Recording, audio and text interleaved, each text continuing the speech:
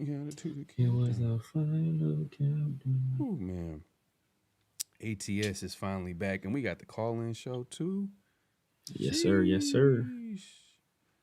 Hopefully, y'all, man. Hey, man, we gonna bring it more often so y'all can remember to call in because we don't know what Nah, to facts. expect. But some of y'all be like hella nervous.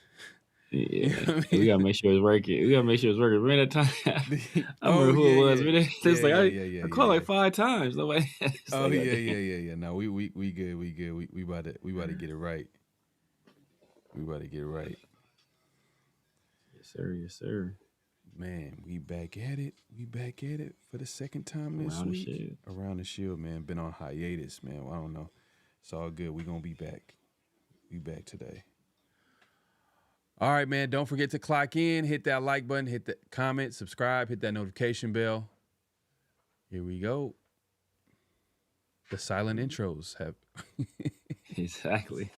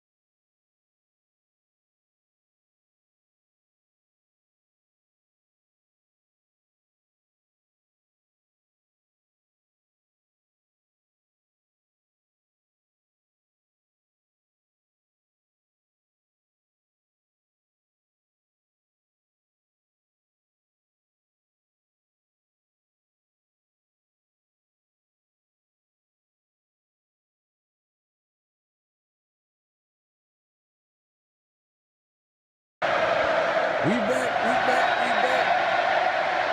Man, y'all already know. You already know what time it is, man. We back for another edition of Around the Shield, man. We appreciate everybody coming through.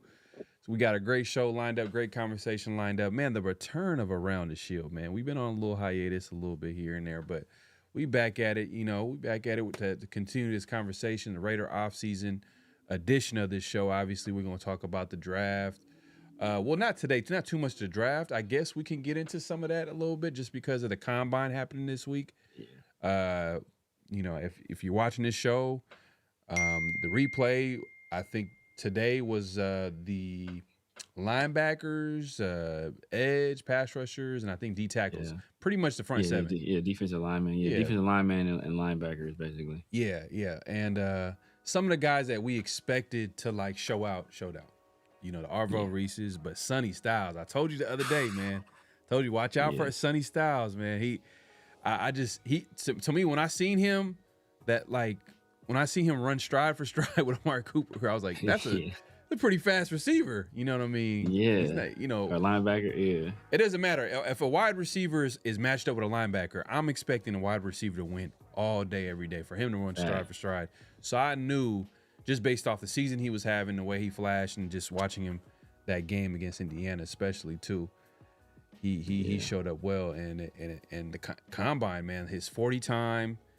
Both Arvo Reese ran the 40, and they both ran, I think, the same time, like 4.47, 4.46. I think Arvo Reese ran a 4.47, Sonny Styles ran a 4.46. Yeah, official. But Arvo Reese, I don't think did any other drills, but Sonny Styles, he was like, nah, I'm about to do all the drills, and he showed out. And some people are calling him a top 5 pick. Yeah. I'm not sure if that's going to be the case. I mean, top 5 pick linebacker. I mean, the last one was Devin White. Devin White. Do you take a linebacker at top 5? You know what I mean? He got to be game changing. But the thing about Sonny Styles is that I knew he was athletic. I didn't know he was that athletic. I was thinking like 4.5, in the low 4.5s. Mm-hmm. I didn't think I thought like vert, like 37, 38, something like that. But he had a 43-inch vert. This is the highest since like 1990. Mm-hmm. Ran a 4.46, 11.2 broad jump. Doing this at 6'5", 244. Well, that means he's matching up. Yeah. And he's a true off-ball linebacker. So he's not like Arvo Reese, like at the next level, he's going to be a pass rusher. He's the guy, Arvo Reese. He fits a 3-4 scheme perfectly, I digress. But Sonny Styles, he's a true off-ball linebacker, man. So if for teams looking for that true off-ball linebacker, that's versatile, that's a weapon, and you can move around. He's like the linebacker version of Nick Emmanwori. Yeah, no, facts. I'm trying to find this. I reposted this, and it was basically putting in perspective the combine. This is hilarious. I wish I could show you guys this. I mean, I could, but it's Ruben Bain, I guess, measured in his arm length. It was, and it's supposed to be the third shortest of any DN in NFL combine history. And the picture that they used was like him with T-Rex arms is wild, bro. It's hilarious. Yeah, man. What was crazy is I was looking at something. I think I retweeted it too, but I sent it to some people. But there's like, cause his arms are less than 31 inches, and there's never been a player ever, like no player ever at any position has had double-digit sacks. That had less than 31-inch arms since they started recording arm length. Yeah, like never a player that had double-digit sacks. That's insane. Man, I thought I retweeted that. I don't know if it was deleted, but it was pretty much comparing, Sonny Styles and his basically his numbers compared to like all-time greats that had like. I'm trying to find it, but I'll find it in a second. But man, if you haven't already, make sure to click in, hit that like button, hit that subscribe button, hit that notification bell. Sir. Also, you know what? I actually forgot to mention this earlier too. Did you check out the NFLPA survey? It came out. Yeah, I saw it. Yeah, you saw the letter grades that the team got. Every team got, but obviously this is a Raiders show, so we're gonna talk about the Raiders. And let me just run through it real quick. We have treatment of families. A, they got an A from the players. Home game field, A-. Food and dining area, A. Nutritionist, A. Locker room, A. Training room, A. So this is the players, giving these grades out, right? Yeah. I think it's players around the league too. I want to say. I think that players around the league. Oh, around the league too. Okay. Yeah, I believe so. But some of these are very specific that like certain players wouldn't know because they're not there day in and day out. Like, but obviously, players have come through and played for the Raiders. So yeah, So I guess that kind of factors into it as well. Training staff A, weight room A+. So they got a lot of A's. Strength coaches A. Position coaches C+. Position coaches C+. It's one coach dragging them down. That's what I thought. No, position coaches, not even coordinators. No, it's just position coaches. Okay, nah. Position coordinators. Yeah. Position coaches C+.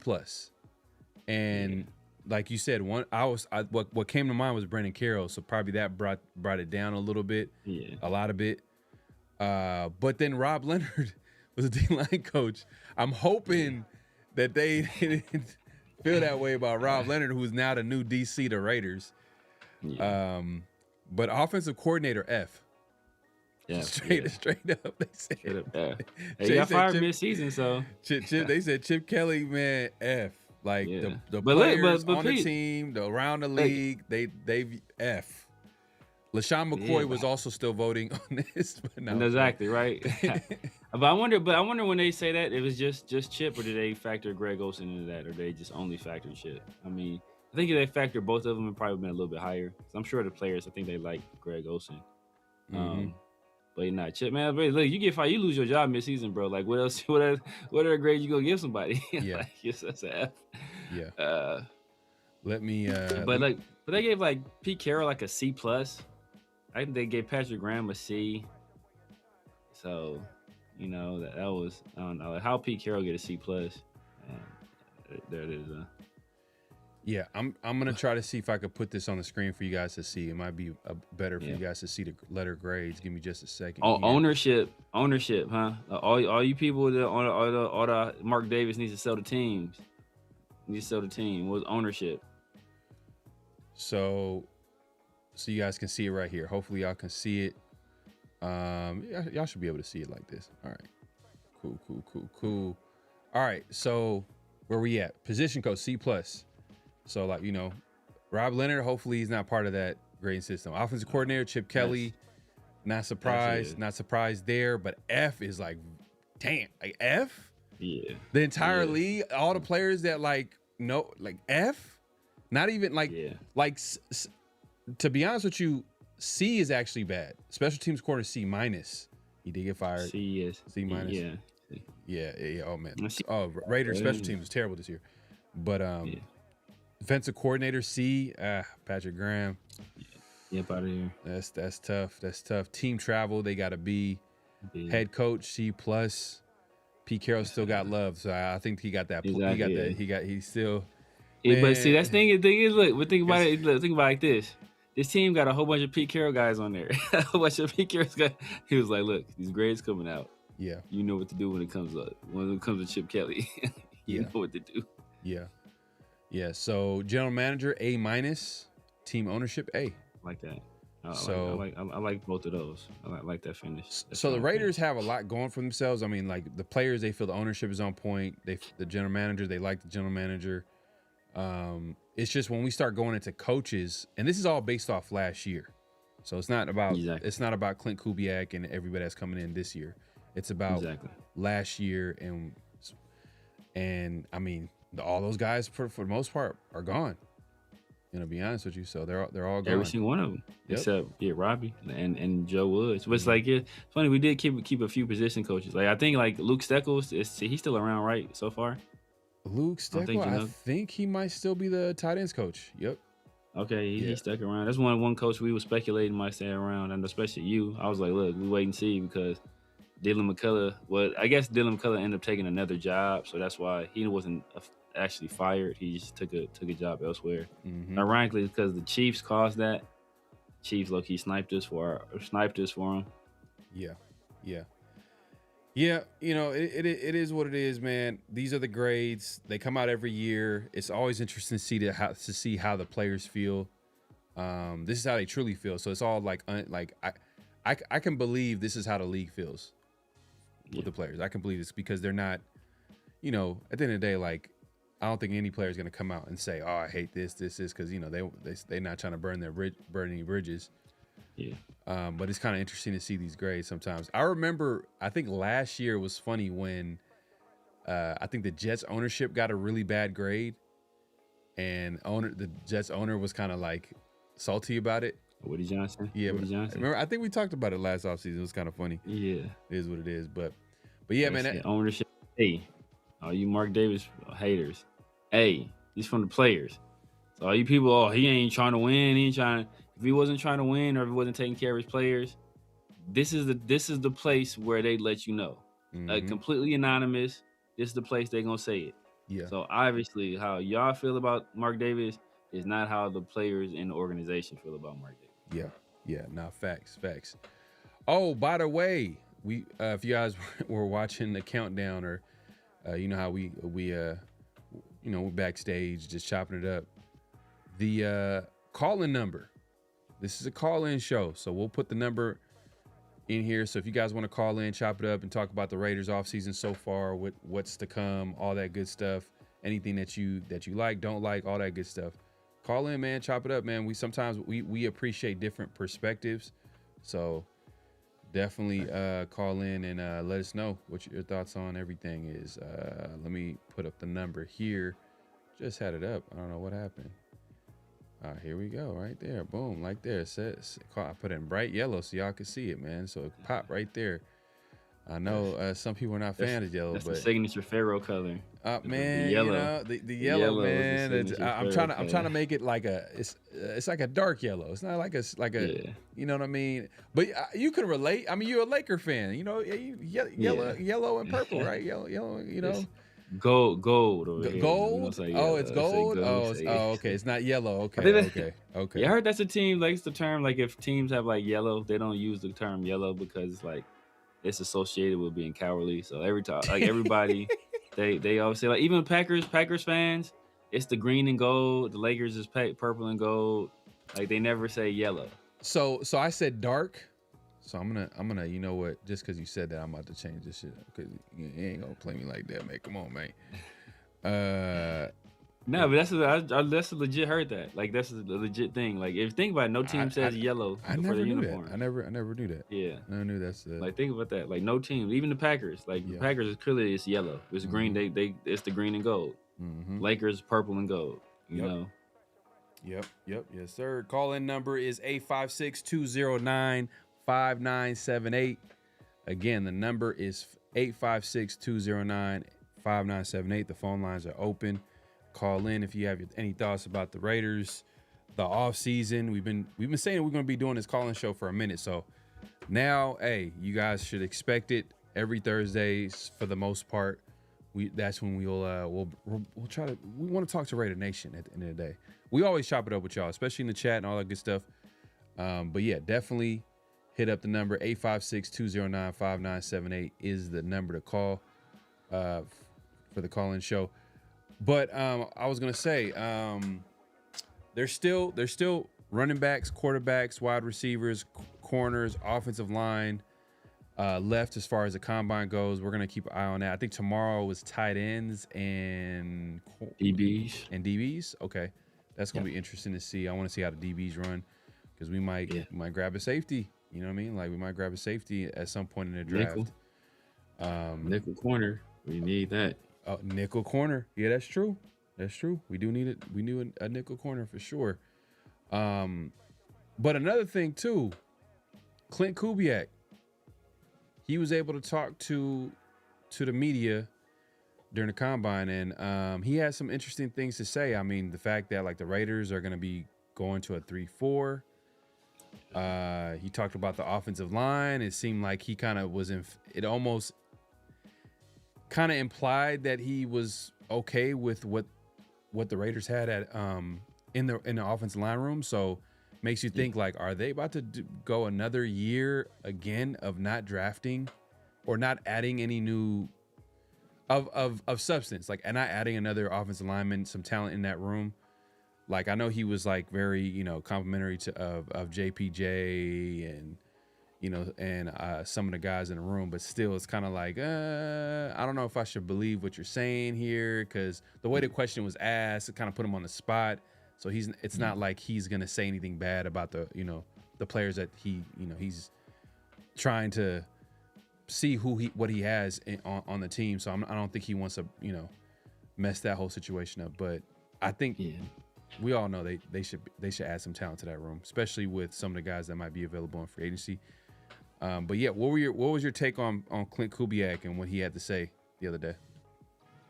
Yeah, it's interesting things. I mean, he touched on a few things. Obviously the offensive line. He did mention going to a 3-4. His answer, it was funny because we talked about, like the whole Robbie Leonard thing, how that came to be. Then I think they asked him about it, and then because they had asked Spytek about it at the combine, like first day of the combine, and he was like, "Oh yeah," he's like, "You gotta ask Clint Kubiak." But then they asked Clint Kubiak about it. He was like, "Yeah, man, they were really high on him, and they were like." So Clint Kubiak made it seem like it wasn't necessarily like, oh, he completely his own decision to, oh, let me take a look at this guy, And he's like, oh, well, he did say he had an impressive interview, but it wasn't exactly a hands-off situation there. But the funniest thing, I know we're gonna get some of the other stuff he said, but the funniest thing to me was that they asked him like, oh, like, you got Trey Tucker over here. What do you think about Trey Tucker? He's like, yeah, man, watch Trey Tucker's film. He's like, yeah, man, he's really tough. He's really tough. I was like, yeah, no, Trey Tucker. He's thinking Trey Tucker's cheek. He's thinking Trey Tucker's cheeks. He was like, yeah, he's really tough, real tough. I'm like, all right, bro. I mean, it wasn't that bad, but it is funny because it's not that bad because the thing is though, he is tough. He is tough. He is tough. The fact that he's a good blocker at his size, like, you know what I mean? Yeah. But yeah, no, we need some talent in that room. Come on, man. If I bring some chicks to the party, I'm like, what you think about old girl? Oh yeah, man, she funny. She super funny, bro. Like, like what? Like, that's not what I'm asking you, dog. You know damn well what I mean. And he knew exactly what that question was about, and the direction he took it says a lot. But do you think that I don't think he's fully evaluated the entire team. Like he doesn't want to say anything that sounds like surface level or like too specific when like because there are certain times where he was like, he didn't really want to speak too specific about like the team itself because he's still like in the process of like looking at the team, what they need. Even Mendoza. Like he's not fully, he hasn't fully evaluated Mendoza because I'm sure like this is a timing of him. He's going to evaluate his own team first before he starts looking elsewhere. Yeah, I think that's the first thing he's going to do is evaluate who he has on his roster, and then based on who he has on the roster, then he'll start looking at, okay, I need this, I need that. Okay, given one thing he did identify immediately, he said, he needs a fullback. He said he's not going to like force it because obviously he wants to put the 11 best guys on the field, but a fullback is something that's important to his offense, and that's funny, bro. It's true though. It's true, man. It's true. It's true. But like so like that's like man code right there. Like if you said it like anywhere, we would all look at you like, oh, okay, and just walk away. It's facts though, man. But so it's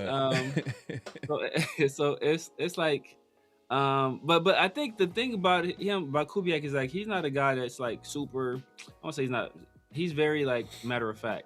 So I think if it was a situation where he hadn't evaluated him, he's just like, oh, I haven't done enough tape or haven't seen enough tape to give a fair evaluation. I think he said that about Genty before. I think they asked him about Genty like when he got hired. He's like, no, I haven't watched him. So I think he would say like, I haven't watched him. I think he watched enough of them to say, yeah, I kind of know what he is, and he's tough. He's tough. Yeah. It's funny because you're not a big Trey Tucker fan. You don't like Trey Tucker at all. I don't think Trey Tucker I think he's like a 4th, 5th receiver. Yeah, he's a 4th, 5th receiver. But it's funny though. Like when I told Raider Nation that the Raiders have one of the worst receiver corps in the league last year, everybody was like, "What? You're a hater? Like what are you talking about? We have so and so. We have this. We have that. Dante Thornton is the next Randy Moss. Oh, Jack Bish." All like, and all I was like, hey, look, it sounds good on paper, but in reality, they got to go out and prove it. They have to actually, put their money where their mouth is, man. It's just at the end of the day, like, It is what it is, man. But I think, man, I got a lot to talk about because I want to keep talking about the Clint Kubiak because I want to segue into a big rumor that's going around, or at least being speculated with the Raiders as far as wide receiver. We'll get into that in a second, but so I felt like him talking about the offensive line. Some people were like alluding, like, "Hey, does it mean that he's going to stick with the guys already on the team? He's not going to really try to add any talent or competition to the team." We'll wait and see on that one. I don't think we could say for a fact that that's the case because I think he's just going to play. He's not going to try to say exactly what he's going to do in free agency. The same thing what Spytek did. Like I forgot someone was asking him like, "So what are you going to do in free agency? What are you going to target?" He's like, "I'm not telling you that." It's like, you know who that was, right? I know what that is, man. Shout out to my guy, man. But I know but it was funny, like the way he reacted to it. He's like, "I'm not gonna tell you that."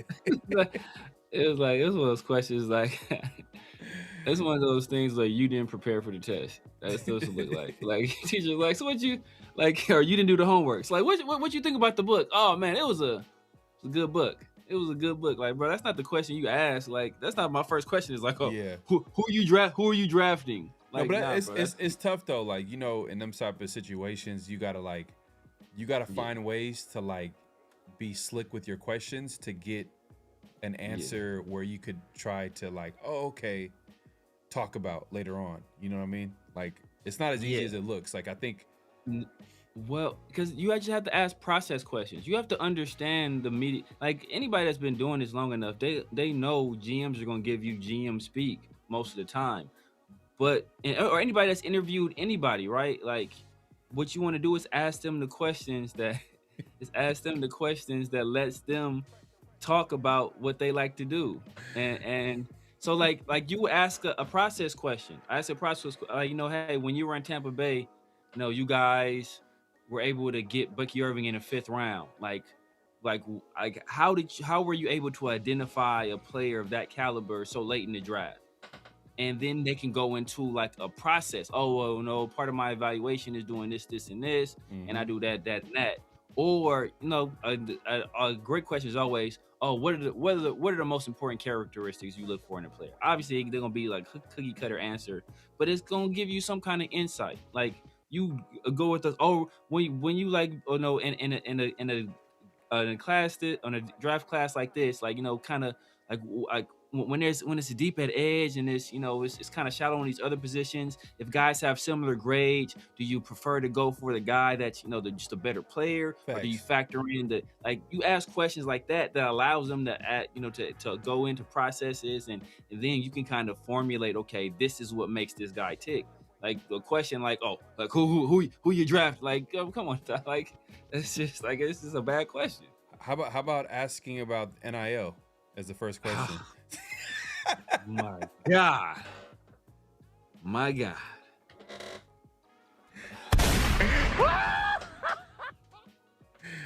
They was killing him too. They was killing him in the comments.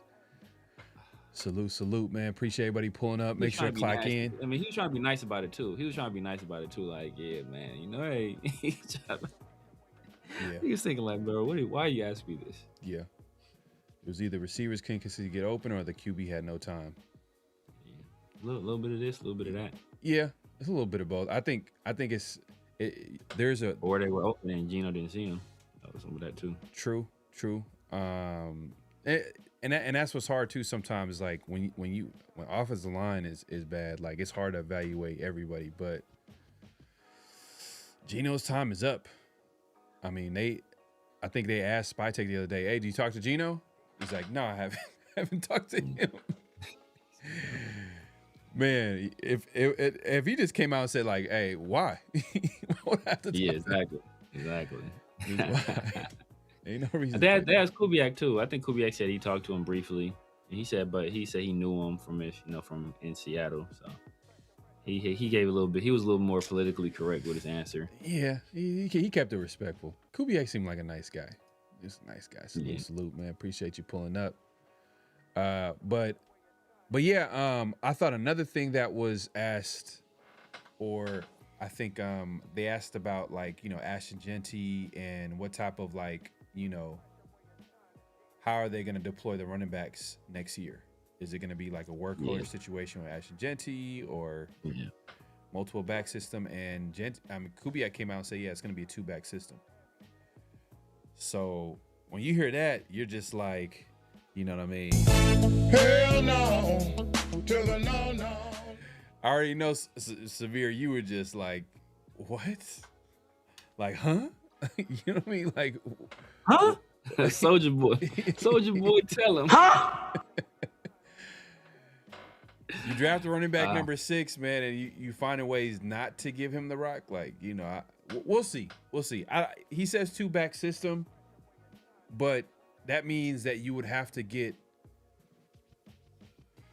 Man, I'm hoping it's a situation where it's like you just get a guy that complements him, because we know that the running back room, we need some depth. That was like, because it was just Genty, and then like everybody else was kind of like, you didn't know who was gonna get the ball after. Cheeks. Yeah, nobody. You know what I mean, then nobody deserved it. Maybe at times, you know, Mostert kind of flashed a little bit. He had his moments where Mostert did some things, but then outside of that, it was just like, oh, okay, yeah. If Genty gets hurt, it's like it's over. Or if you know you want a change of pace, I don't know if we had that. Mostert's kind of he's up there in age. He's like what, over 30 years old, I think. So I'm not sure if he's gonna hang on. I don't know if he's gonna continue to play. If they bring him back, I wouldn't be mad, but I still think that he didn't look too bad, but because they had him in special teams too, and he kind of like, oh, okay, he didn't look too bad, like not too bad, but it would make sense. I get it, to go younger, you know what I mean, and find someone like that. And I kind of threw out a name. Shout out to my guy Ray. He talked about it before too, or he actually texted me about this. He was like Keaton Mitchell. Keaton Mitchell, and I was like thinking about. I was like, you know what? I like that, because I don't think he's gonna break the bank. That's what I'm looking at. Like he's just been a guy that's been part of a running back room, never the main guy, speedy guy, hasn't had big production. If someone gives him a big contract, good luck to you. That's not gonna be the Raiders. But he's like what, 20 under? Like he's at least like what? I don't think he's no older. I don't think he's older than 25. I think he's a young player. But what I'm saying, he complements what Genty does. Like Genty likes that. He wants to run that physical brand of football, right? And then you got like, you got someone like Mitchell who's gonna try to break it to the outside. He's gonna try to like make a couple of cuts and then boom, try to make a big play out of that. And I think that would be a nice compliment to what we already have in Genty. But that's how I want the Raiders to address the running back room. The 2-back system, I don't know. Does that mean that he's going to get someone of Genty's caliber, or just a little bit like, what are we doing here? Are we going to be drafting a running back? Are we going to be prioritizing a running back in free agency? These are things that I don't want us to do at all. It doesn't make any sense. I mean, what was your take when you heard Clint Kubiak say that? When I heard Clint Kubiak say that, my take was we wasted a draft pick, drafting a running back at number 6. That's what my immediate reaction was. We wasted a draft pick. The whole reason I didn't want to pay Josh Jacobs is because, like, look, man, I don't want a workhorse single back system. I wanted a 2-back system with 2 guys that are, it doesn't necessarily have to be equally talented. Obviously there could be a guy that is the lead back, but a back that's still really good that complements him. And then, you can roll with the hot hand. Okay, if this guy has it going this game, okay, I'm gonna keep feeding this guy the rock because he has a hot hand. Another guy has it going, okay, I'm gonna feed him the rock. He has a hot hand, and it's a very low impact in terms of your salary cap, right? You get these 2 guys, low impact on your salary cap. You get 2 guys that are productive, you keep them both fresh throughout the year. You have insurance in case one of them gets injured, and you can have, a guy on the practice squad or your 3rd back there just waiting in the wings just in case one of those guys get hurt. That's what I wanted. That's why I was like, don't pay Josh Jacobs. I wasn't in favor of not paying Josh Jacobs and then drafting a running back and paying him the 2nd most guaranteed money in the league. Then a year after we draft him, saying, well, damn, we need another running back. Like we could have got 2 last year in the mid rounds and been cool, and been good, like been set, been more than cool, and we elected not to do that. So I was like, it makes no sense. And then just looking at the carries from all the guys. So Genty last year he had 266 carries, played all 17 games. Kenneth Walker had 221 through 17 games, and Zach Charbonnet had 184 in 16 games. So, like Kenneth Walker and Zach Charbonnet, they were like really close in terms of the number of carries. So if it's going to be that same level of distribution, then it's like, bro, like what the hell are we doing? The main difference is, and this is a huge difference. And I don't want to mitigate this or diminish this at all. The main difference is Kenneth Walker has some of the worst hands I've ever seen in my life. Like, there are babies with better hands than Kenneth Walker. His hands are terrible. And Genty has good hands. He's a natural pass catcher. You can use him, and some of the stuff that Kubiak was doing last year, he was doing like some swing stuff with the running back, running out, and they did it against the Rams, and then they end up having to change it the next time they played the Rams, and they did it with JSN because they had to respect JSN as a receiver. But now, if you run some of those same actions with Genty, they have to respect Genty as a receiver. And if they don't respect Genty as a receiver, he's way more inclined to hurt you than Kenneth Walker is. So that's one thing where you can kind of see Genty will be more productive as a pass catcher. So if you can go 2 backs, and you can have, hey, I have 2 backs, and maybe a team comes out in their sub, not a sub pack, but they're straight 4-3, and then you motion Genty out wide to the slot, and now you got Genty one-on-one with a linebacker. Yeah. Okay, I think that you can win that matchup, and then you still got a running threat in the backfield, and so you can do some creative stuff. So that's one thing you kind of take solace in. Okay, maybe Genty's impact in the pass game will be greater, but the fact that we're still like, okay, we just dropped the running back at 6, passing up on guys like Tetaroa, passing up on Mimbu, passing up on Kelvin Banks, like passing up on all these players, and then missing out on running backs that went later, like Quinchon and Travion and Cal Manange and like all these other guys that were pretty solid. CJ, like all these other guys that were pretty solid, pretty productive. It's like it just makes that draft pick look even more unintelligent than it did at that particular time. Yeah, nah, I don't like it. I don't like it if it's going to be a situation where it's going to eat at, Genty's carries where you're taking him off the field. But to your point though, like Genty did a lot of stuff this year on the positive side where he proved that you don't have to take him off the field. When it comes to pass protection, when it comes to, catching passes off the backfield, being durable, being available all 17 games.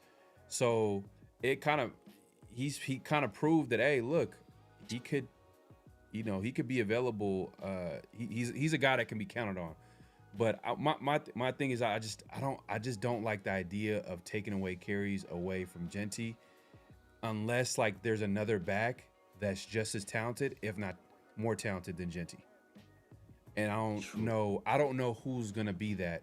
And I don't even think that the Raiders should even. And if the Raiders have to like spend money or a high draft pick to get another running back to get of that caliber, then what are we doing here? I don't think there's anybody. I mean, I threw in a Keaton Mitchell, but I looked at him as more of like a complimentary back, a guy that's like a role player. You come in, you could run some of those outside zones with him, and like you could do a lot of those outside runs with him because he has the speed to like really make a defense pay. Which that's what he's shown in his career. That's cool. That's fine. I have no problem with that. But if you're gonna like really take away Genty's carries, who's gonna be that back?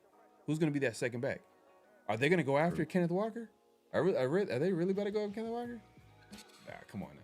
I'm not gonna believe it. I gotta believe it. I'll believe it when I see it. I don't think that makes any sense. That'd be too much money. Like I've actually, Kenneth Walker would be a really good complimentary pack to Aston Genty, but it's just too much money to be paying in the running back position. Wait, how much is he gonna pay? He's looking for a payday. He's probably gonna get upwards of at least $10 million.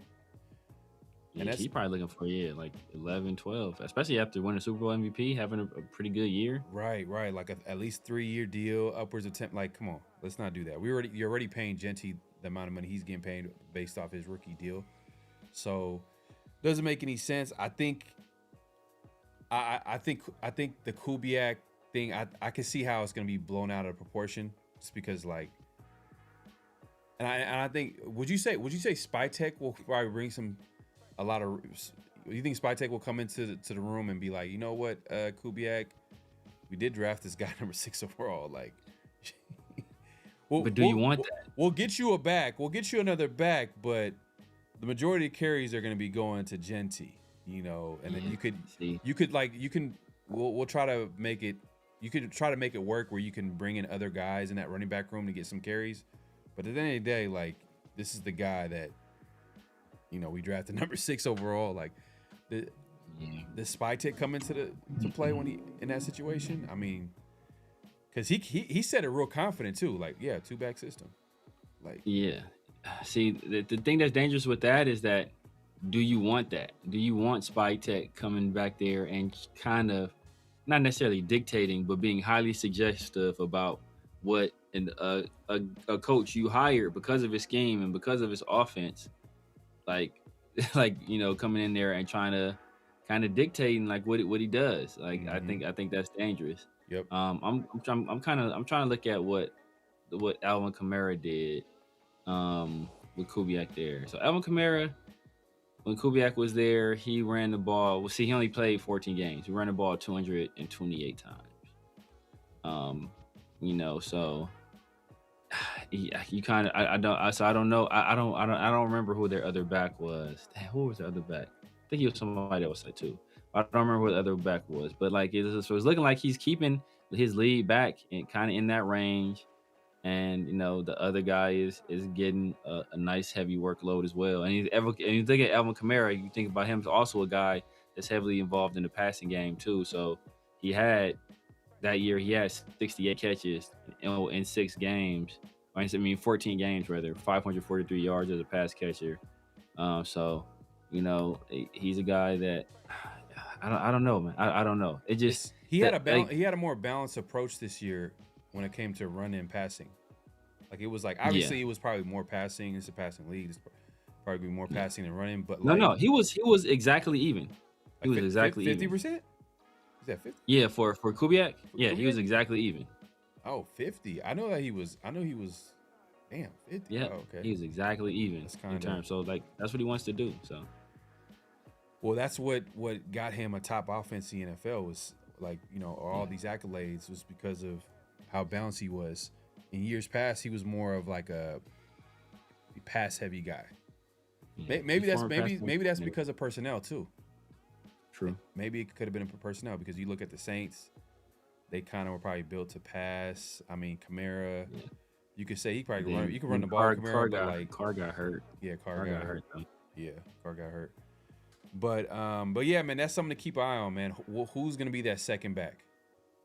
Now that he's come out and said it, now we're gonna be looking at like, all right, who's gonna be the second back? Who's gonna be part of this 2-back system that Kubiak is talking about? So we'll pay attention to that. We'll also pay attention to like if they're gonna pick up any offensive linemen in free agency, because even though I'm not taking it too serious and how he's trying to hype up the guys already on the roster, I'm still gonna be like, you know, that's gonna be a big storyline. Is like, hey, look, this entire offseason is like, how are the Raiders going to fix the offensive line? It started with, I guess you can say, the biggest, probably to me, the second biggest hire, obviously Kubiak, the head coach. But after Kubiak, I know everybody's like, well, the DC. Nah, for me, it's offensive line coach. Just because the last few years, how the offensive line has been looking, and we got to make sure that we get a guy that's experienced, a teacher, and we got that in Rick and Dennison. So that's my favorite hire so far. Yep. It's OC under Mike Shanahan and under Gary Kubiak. Yep. You know, won a Super Bowl. I think won a Super Bowl under both of them. Facts. And the thing is too, there's some value in having a guy that experienced as a position coach. Oh, like, for sure. Think about Rob Marinelli, former D-line coach, who for Tampa Bay all those years and like, you know, respected around the league. What he did for Maxx Crosby. You know what I mean? And I remember Max saying like, man, like, Rod, man, he's such a great coach. I just remember like he was just getting on him like just really hard as far as like whatever he was doing in practice. And like, you know, Max like, what's going on? But like, why are you making it seem like I'm messing up or whatever the case may be, right? I'm paraphrasing, right?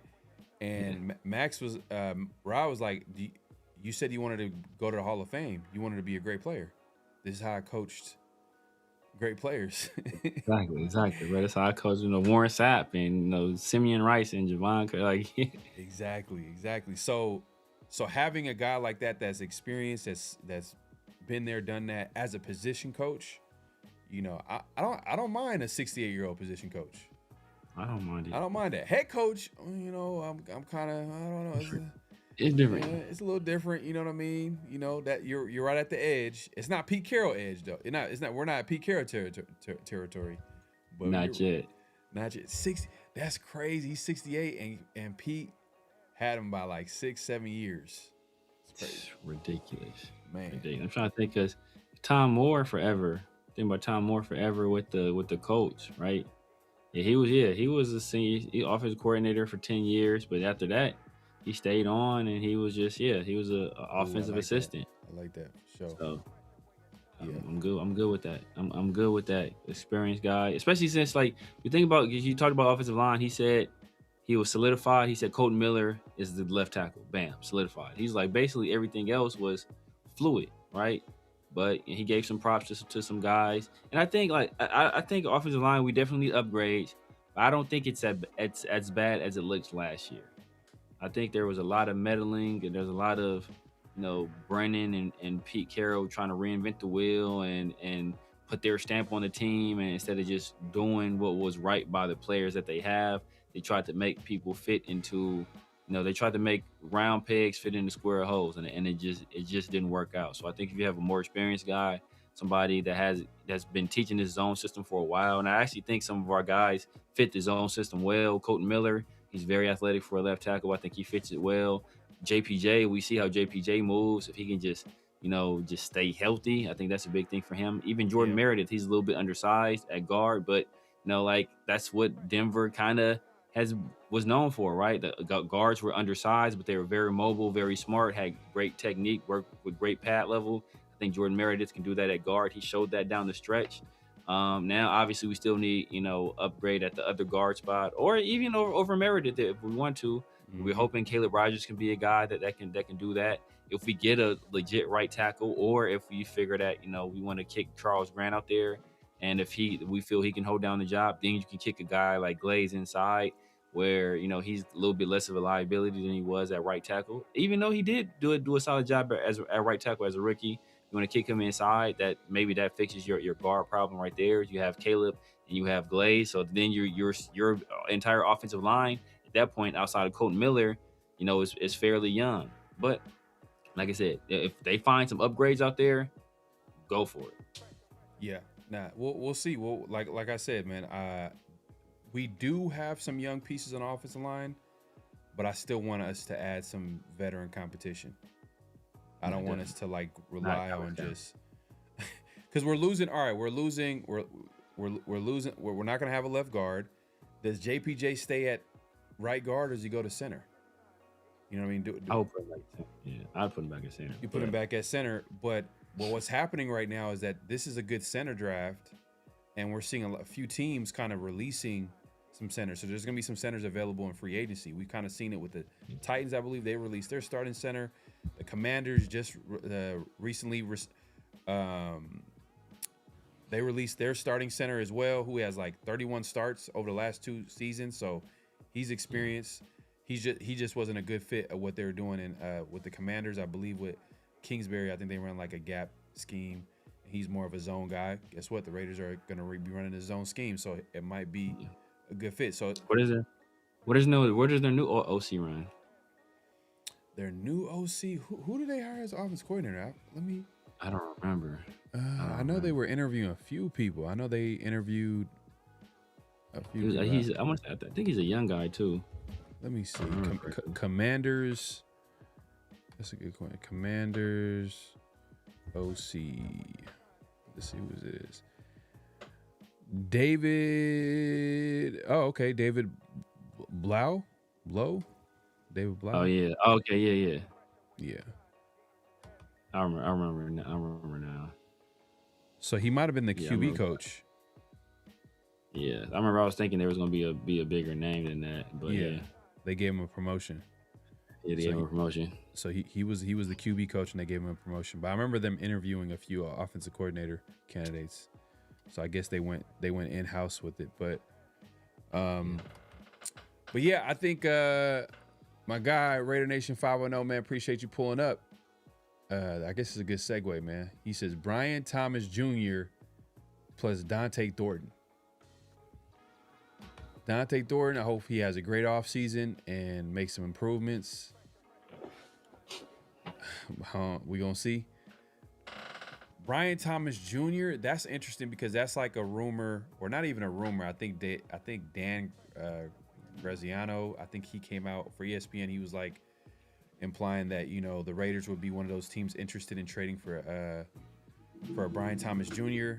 Right now, it's kind of more of a speculation report, but we kind of heard that name kind of connected to the Raiders. I think Raider fans have kind of talked about Brian Thomas Jr., especially during the season. There was some rumors that made it seem like the Jaguars might have possibly traded him at the trade deadline. My thing is this. He had a great rookie season. 80-plus catches, 1,200-plus yards, 10-plus touchdowns, or at least 10 touchdowns. So he balled out his rookie year. He balled out. Second year, there was a struggle there. There's a disconnect. There's a struggle. He didn't, you know, he had a sophomore slump, to say the least. He's going into his third year. And like, what does a trade look like for a player like that? Especially when the team that drafted him is essentially saying, we give up. We're giving up on this experiment, the Brian Thomas Jr. experiment. That's kind of interesting when a Liam Coleman, an offensive-minded head coach, comes in there and takes him to the playoffs, you know, kind of like revitalizes Trevor Lawrence's career. He has a solid year. Jacoby Myers comes in there in a trade and he balls out from he contributes from day one. They had another young receiver who's developed, I think Parker Washington, who's developed some chemistry with Trevor Lawrence. Exactly, so I don't know what's going on. Like I have more questions than answers with this whole situation with Brian Thomas Jr. and Jaguars. My thing is that I don't want to trade for a player. I don't want the Raiders to trade for a player that is someone else's mistake, possibly. I don't want to take that risk. On paper, I'm like, it's intriguing. It's like, man, he's like, what, 6'3", 6'4". We know he was part of that talented wide receiver core in LSU. Him and Malik Neighbors. And they both balled out their rookie year. Yeah. He has the look of a number one wide receiver, like, you know, all the tools that he needs to be. He has that. He's shown that he could be productive in his rookie year. The second year, it didn't work out, but the team that drafted him is saying, okay, I'm cool. Like, we're willing to trade him and just end this whole experiment. So, you know, maybe this is the Raider trauma. You know what I mean? Maybe this is the Raider trauma. Maybe this is like, I don't want to take the risk. For me, I would trade for him, but it wouldn't be higher than a third-round pick. I don't want to trade a first-round pick, obviously. I wouldn't trade a second-round pick for him. No, I'm not doing it. For me, personally, I don't want to do it. Why can't you be productive in Liam Coleman's system? Well, Liam Coleman, like, why can't you be productive with everybody else is? But not Brian Thomas Jr. Why you can't do anything in it? Like, what's going on? Like, Is it just you button heads with coaches? That's another reason to be concerned. Like, oh damn, like are you a head case? Like, see, like all I'm saying, there's more questions about Brian Thomas Jr. Like everybody's just jumping at the like, oh yeah, we should trade for him, but they're not asking questions like, why are the Jaguars trading a young player on a rookie deal with the traits and measurables and the stats that he put up his rookie year? Like, why would you go for a guy like that? Or why would you trade for a guy? Why wouldn't you trade? Why would you trade a guy like that? So my thing is that the Raiders, if they trade for a guy like that, no, it shouldn't be higher than the 3rd round pick. Personally, I know the Jaguars are gonna be like, nah, we want a 2nd round. They're gonna try to get the best deal possible, and I know a team is they're gonna jump at it and they're gonna give them like a 2nd round pick. I think there's gonna be a team that's giving a 2nd round pick. Yeah, but I don't want to take that risk though. There's probably gonna be a team that gives them a 2nd round pick, and it should be the Raiders. It should be the Raiders. It should be the Raiders. Are there concerns there? Yeah, because obviously Jacoby kind of came in and took his spot. Parker Washington, nobody expected him to blow up like he did. And then the rumors are that they're moving Trav. They're doing with Trav what I said they should have did with Travis Hunter in the beginning. That is, play him at cornerback full time and have a package of plays for him at wide receiver. So they're losing Trav as a wide receiver, and for them to be willing to trade Brian Thomas Jr. Does that raise your antennas a little bit? Yes, but this is Liam Cohen on offense. This is not the GM that drafted him. This is not the head coach that drafted him. These are 2 different guys. So like Liam Cohen and this GM, they have no attachment to what he did as a rookie. They only have attachment to what he did last year when he struggled. And he had, I think one of the worst drop rates in the league, or might have been the worst drop rate in the league. And could it be a sophomore slump situation? Yes. But I know this. I know that as a rookie, he was the 2nd best wide receiver the 2nd best rookie wide receiver that year, only to Malik Neighbors, who was, the best pass catcher in that draft, in my opinion, with Brock being a very close 2nd, and then Brian Thomas was a close 3rd, and then Odunze was like a distant. It wasn't even Odunze even up there. Now I think it was somebody else over him, but yet and still, he was incredibly productive. I know at the NFL level, I know what I'm going to get out of.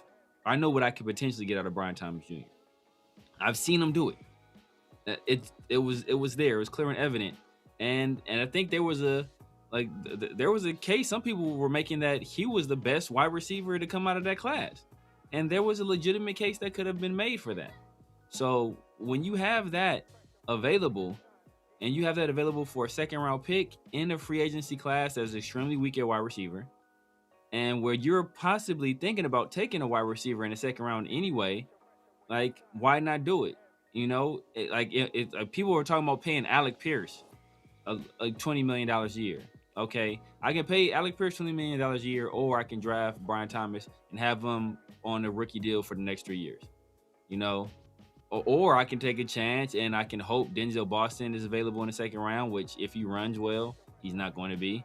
I can hope that Zachariah Branch is there, and I can hope that Kubiak can do with Zachariah Branch what a lot of people think is a slot. He can do with him what he did with JSN, what a lot of people thought was a slot, and he played like 80% of his snaps this past year on the outside and was the best receiver in the league. I can hope that Zachariah Branch can be our JSN, but that's an unknown commodity. I've seen Brian Thomas Jr. do it.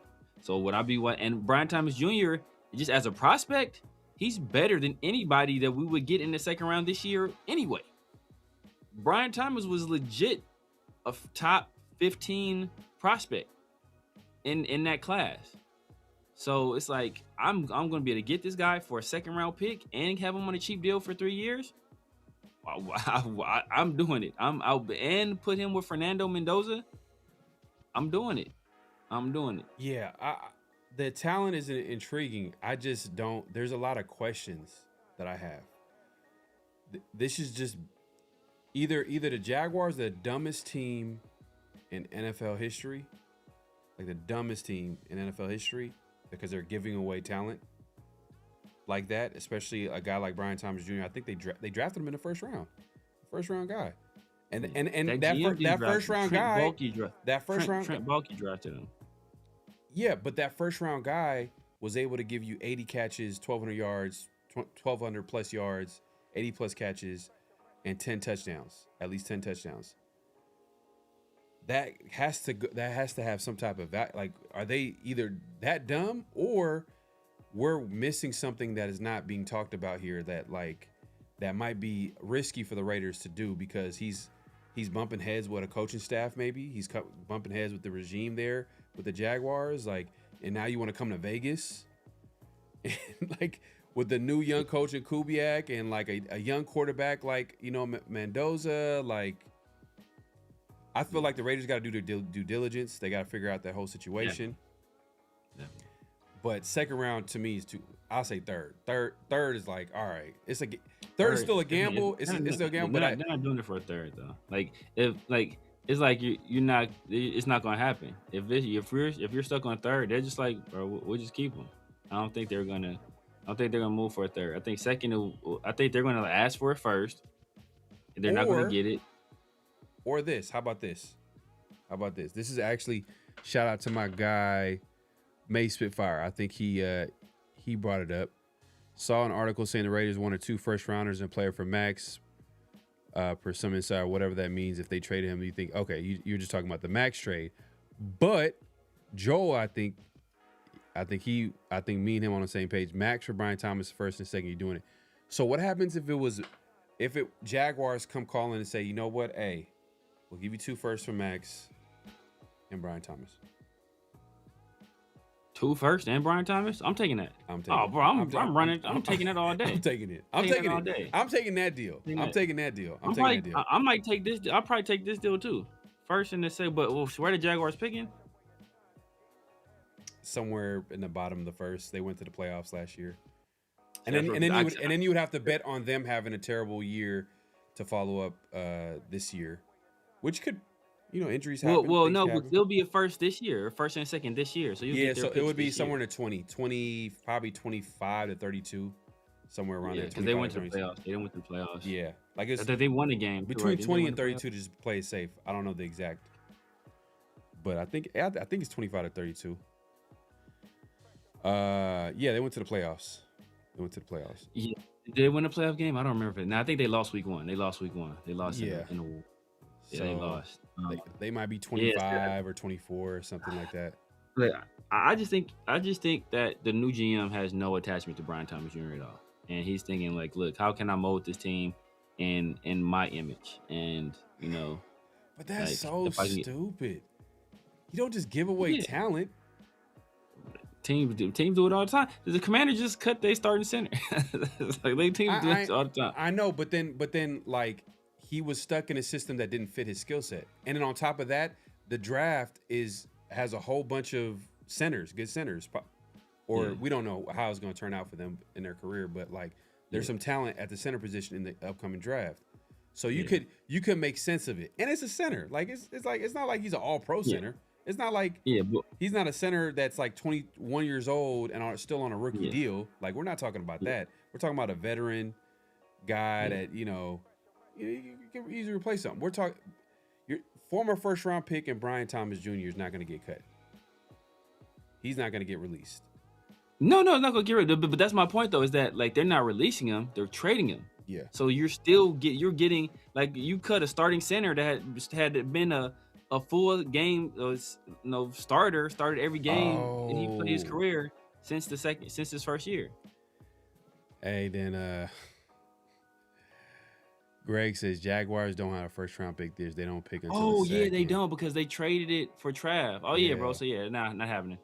Not happening. Yeah, not happening. So that's another reason. That's another reason, because they gave up a big haul to move up for Trav. So they're trying to recoup some of those draft picks right now. So that's another reason that could go into the equation why they want to trade him, because the GM wants more picks and to help build the team. And he's trying to build around Trevor Lawrence. He has Parker Washington, who played well. He has Jacoby Myers, who played well. So he's trying to recoup some of those losses, and like their best asset right now to trade is Brian Thomas Jr. So I can see that. I can see that. I mean, look, I think that's a come up. I think it's one of those situations where we trade a second round pick for him. That's a massive come up for a guy at that age, still on his rookie deal, that showed he can do what he can do at the NFL level. And I think he's a guy that fits well and that can fit well in the system and work well with Mendoza. He's working outside the numbers. Like I think that's a match made in heaven. I don't think. All right, so Pelis, this is, I guess this, I'll try to connect this to what we're talking about. Tom Pelissero, insider, was talking about the Maxx Crosby, trade rumors and all that good stuff, and he said something. He kind of was trying to break down if he was going to get traded this offseason. And he was just like, well, and if the Raiders are actually calling teams to trade Maxx Crosby, he was like, well, the Raiders are not calling nobody. Teams are calling them. So they don't have to come out and say anything. They're just listening to the offers. And then when other teams call and they put a trade offer out there, they could just be like, well, so-and-so said they're willing to give this. How do you feel about that? Like, so they're just listening and then just telling teams what other teams are going to offer for Max until someone says the right deal. Exactly. So, and look, that could be completely fabricated too. Like they don't have to say that they get, because they're not going to say what team, because then the GM will call the team and be like, "What are you?" He's like, "Look, I have an offer right now on the table for him for 2 first-round picks." Yeah. Like, so are you willing to beat that? Are you willing to, like, hey, no, you're picking ahead of that team?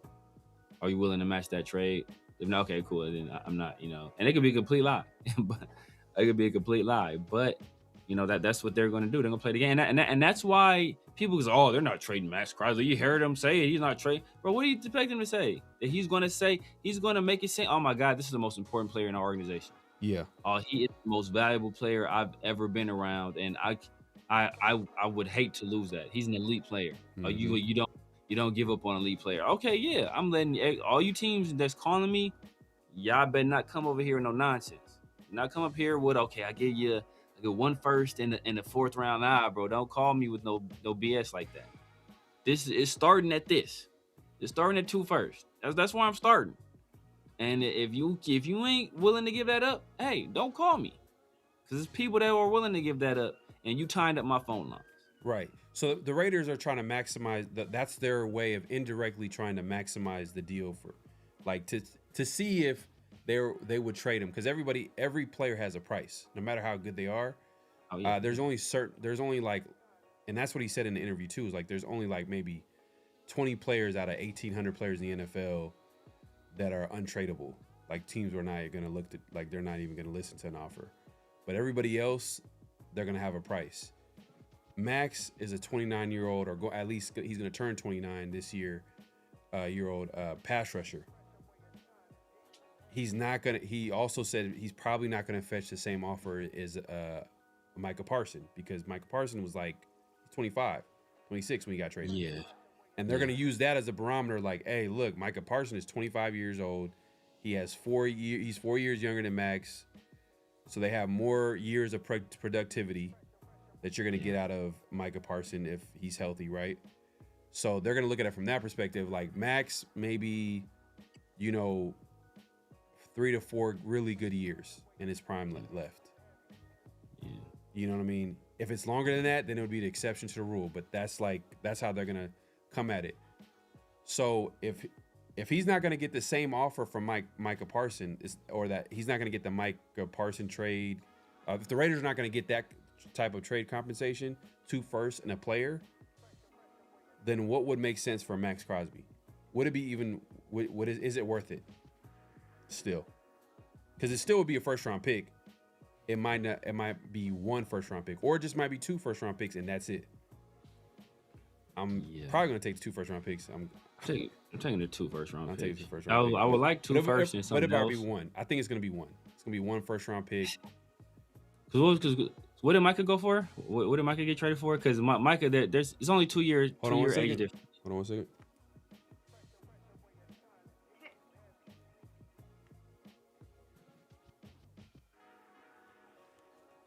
Yo, what's good, man?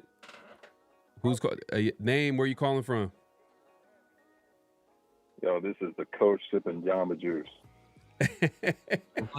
We got Coach. We got Coach in the building, man. Appreciate you calling in, man. First time hearing you calling in. You talking a lot of mess in the chat too. I just want to know. I want to know what the hell is Severe's beef. Look, man. What do you have against the man? Tommy Eichenberg about to be working at Avis in the next 2 years. Right? Oh, please. I ain't trying to hear that. I ain't trying to hear. No, I ain't trying to hear none of that. He gonna be doing the podcast. What's that linebacker we had? He gonna be doing the podcast. What's my guy's name? Man, you know what I'm talking about. You talking about YouTube? Yeah. Oh, my guy. Are you talking about? And now Severe's trying to go off on Genty. Now his new fascination is on Genty. Genty be putting in work. Where? Man, I just don't. I don't. Oh, wait. Where? Where is he putting in work? This man had to deal with the worst line in the league. The worst line, and he almost hit 1,000 yards. Saquon had to deal with one of the worst offensive lines in the league too, and he put up 2,000 all-purpose yards as a rookie. Corey Dillon was dealing with one of the worst offensive lines in the league when he got drafted to the Bengals. Put up 1,500 yards as a rookie, 4.8 yards per carry as a rookie to the Bengals organization, one of the worst run franchises in the league. So you guys telling me he's generational, he's drafted top 10, and then say, oh, well, he's not good because the players around him aren't good. Well, we drafted you to elevate the players around you. So you're telling me you're not capable of doing that now? That we shouldn't have drafted you top 10? Well, he's going to go off for 2,000 yards next season. I hope you win the Super Bowl in your franchise mode on Madden when he does that. Oh, man. You see this? Severe shouldn't be on this show. He's you know what? I think the circus is in town. Why don't you try there? Try applying there. Yeah. You know, my kid, I'm looking for a clown for my kid's birthday party. Hey, Genty already got the outfits for it, so I got. Oh no! Genty got the outfits for it already, bro. I'll put you in contact with him. Oh man, damn! He went all the way there. Genty though, he probably has one of the worst fits in the NFL. Worst fits. But not like it matters, man. It matters on the football field. But what's going on, Coach, man? You got any thoughts on what's happening so far with the Raider offseason? I don't know if you've been paying attention. Man, the most important thing, they're switching to 3-4, right? So it's going to be Ami, and they need 3 linebackers that can play with him on that defense. Oh man, you a big Eichenberg fan for real? Of course, man. Where have you been? Were you born yesterday? Yes. Yeah, Coach is troll, man. He be trolling, man. Coach had to. Did you coach Tommy Eichenberg in football? Generational troll. Generational. I think he might be generational. Did you coach him in youth football? Do you know him personally? That's a generational talent on that defense. Right? No, you do. Coach is trolling. I can't help you, right? I can coach you to my optometrist, but I'm not sure if he can help you, all right? He's a generational talent. I ain't showing nothing. He said he's generational. I'm gonna let you guys get back to your show. That's crazy, man. Severe's got to clean up his act, all right? Severe's got to clean it up. No, man. We appreciate you tuning in, man. Watching the show, man. I don't like Tommy Eichenberg. That's the only reason he's mad at me. He don't care about Genty like that. It's the Tommy Eichenberg stuff that gets him. Yeah, that's pretty much what it is. True. My guy, Coach, man. But Coach, man, appreciate you watching the show, man, and supporting as always, man. Facts. All right. All right, bro. Coach ain't gonna watch it. We gonna have a guest next week, and Coach gonna turn it off next week. I ain't watching this nonsense. Oh man, hey, Coach finally called in, man. Appreciate him calling in. That's my guy, man. That's my guy. Yeah, but now just to go back to the Brian Thomas situation, because that's a kind of an interesting trade scenario is with the Jaguars. I would be open to that. If we can get some type of like first round, obviously we got to get like at least a first round pick. If the reality situation is first, second, and Brian Thomas Jr., I'm not mad at that. I'm mad at that. Well, see, like I'm not mad at. I wanted 2 first. I really wanted 2 first, but it's just when you put it this way, when you say Micah Parsons, 25-year-old Micah Parsons only fetched 2 first-round picks and a starting defensive tackle, you're like, dang, like. Yeah, no, but don't we can't do that. Because look, whether he's one of the best defensive tackles in the league. Yeah. Kenny Clark is legit one of the best. He's a top 10 for sure defensive tackle in the league.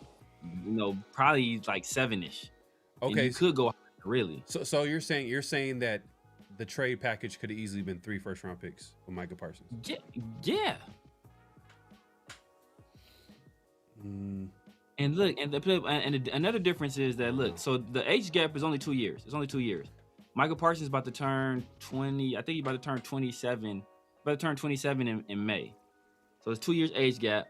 And Michael Parsons was coming he was coming off they're both coming off injuries. I think Michael Parsons was coming off a more serious injury. But Michael Parsons, when you traded him, you knew that you had to pay him immediately. You had to give him a fat contract immediately. Max, you got 2 years to kind of play around with, where he's on a very affordable deal, and with the way that the salary cap has been going up over the past few years, his deal is going to look even more affordable in those 2 years. So he ain't breaking the bank just yet. So you got one of the a top 5-ish defensive end in the league on a very affordable deal for 2 years. And if you feel like you're a contender, your window is wide open, like. I don't think they'll do it, but a team like Chicago, why wouldn't Chicago do it? Yeah. Why not? Well, look. All right, look at it this way. I wouldn't want them. They pick too low. They pick too low, but it's not even just about pick too low too. For the Jaguars, let's say, because that's how this conversation started. They don't have a first round pick this year. Exactly. So that's non-starter. Unless this is hypothetical. This is not gonna happen, But imagine if they were like second round pick this year, next 2 first, and Brian Thomas Jr. That would be like, oh, you do that immediately, bro. See, that's La La Land right there, man. But that's easy. That's easy right there. But every other team, I mean, I could see Detroit. I could see Detroit doing it. I could see the Bears doing it. The 49ers have been heavily like. I think I'm sure they're calling in. Oh, man. See, the 49ers give up a second round pick quick. They'll give a second round pick. That's what I'm saying. Like, they'll give up a second round pick. Oh, talking about for Max? For Max. Or for Brian Thomas? For Max. For Max. See, I don't think the Raiders would do that. Me personally, I don't get into all this. I don't want to see him in this, in that, in another team. I don't give a damn, bro. Who gonna give me the best deal? As long as it's not in my division. Deal. Yeah. As long as it's not in my division, who giving me the best deal? Yeah. I don't want Max to go to the Broncos. I don't want Max to go to Chargers. I don't want Max to go to the Chiefs. Yeah, I would never trade a player like that in division. Like you don't do that. Yeah, it's just not smart. But anywhere else, hey, who got the best deal? Unless the Chiefs want to give us the next like 3 to 4 first round picks, they give us. Hey, look, one of those teams give us 3 first. I'll deal with it. I'll deal with it. I'll do it easy. Deal with it. Yeah. But just to go back to the Brian Thomas, you said second round pick. You'll do it easily. I'll do a second round pick, man. Cause like what receiver that we're gonna get in the second round is better than Brian Thomas Jr. Denzel, maybe Denzel Boston. I don't think he's better than Brian Thomas Jr. He's not better as a prospect than Brian Thomas Jr. And we already seen what Brian Thomas Jr. can do in the league. He was one of the best. He would put up like top 10 receiver numbers as a rookie. Yeah, but something I don't know. I just don't want to risk it though. Like why are the Jaguars trading him? Why the Raiders got to figure that part out. Why are the Jaguars trading him? Part of the reason because they don't have no picks in this draft class. Yeah, that's not good enough. That's not good enough. Because he's on a rookie deal. You got cheap. You got a talent. Okay, let's say he's talented, right? You got a talented player on a cheap contract. That's worth a lot. And that's why, to me, that's why you keep guys. You got to keep guys on cheap contracts. That's how you build out good teams. Yeah, but they could be thinking, look, we get a second round pick for him, at least, and then there's some other guys out there. Maybe they're looking at, maybe they think their window to contend is open right now, and they bring in a guy like Mike Evans. Yeah. They do something like that where it's like, okay, we got an older guy, but we know he's a veteran guy. Obviously Liam Coleman will have great familiarity with them because he had him in Tampa Bay.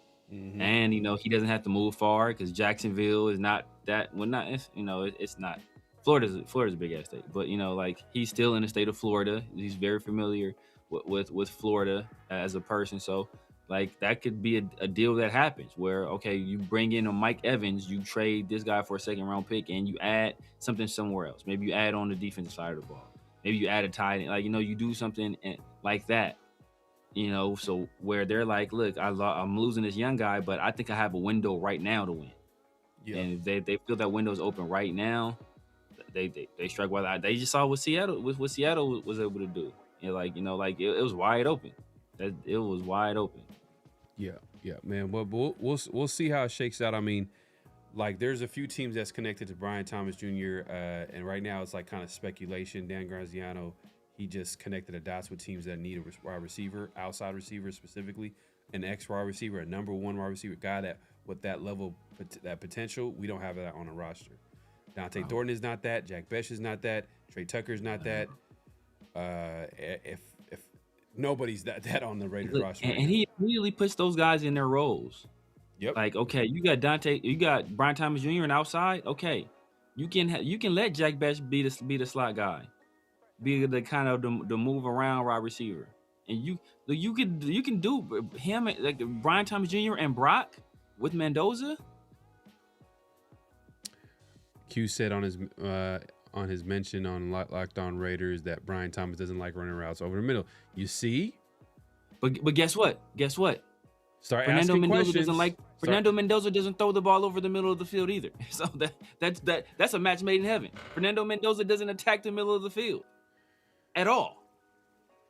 I mean, doesn't mean he won't. He's not doing it next year. We'll see, man. Hey, they can coach him up. This offseason could be. He ain't about to change his entire. I'm just saying, you got Brock Bowers. For the future, you got Brock Bowers. You ain't gonna throw over the middle. You got Brock Bowers. You ain't gonna throw over the middle. Brock Bowers, come on now. He didn't do it last year.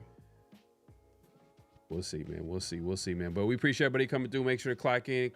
At this point, clock out. Hit that like button. Hit that subscribe. And hit that notification bell.